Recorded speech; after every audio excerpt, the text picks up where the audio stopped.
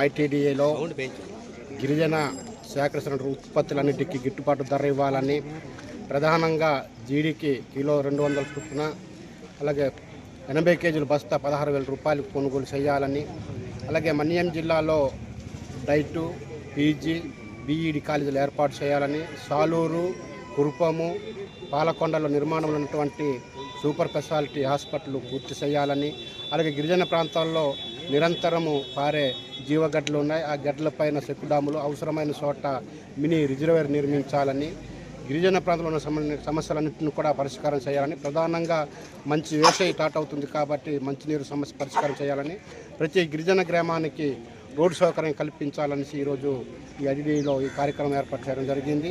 ఈ కార్యక్రమానికి అన్ని మండలాల నుంచి వచ్చినటువంటి గిరిజనులందరూ కూడా వచ్చి ఉన్నారు. అయితే ఈ ఐటీడీకి వచ్చేసరికల్లా పిఓ గారు లేరు, అలాగే కనీసం వినతిపత్రం తీసుకున్నటువంటి పరిస్థితి కూడా లేదు. ఎత్తి పరిస్థితుల్లోని ఈ సమస్యలన్నిటిపైన గిరిజన సంఘం పోరాడుతుంది సాధించే వరకు. ఈరోజు అధికారులు పట్టించుకోకపోయినా కదిలే ప్రసక్తి అయితే లేదు.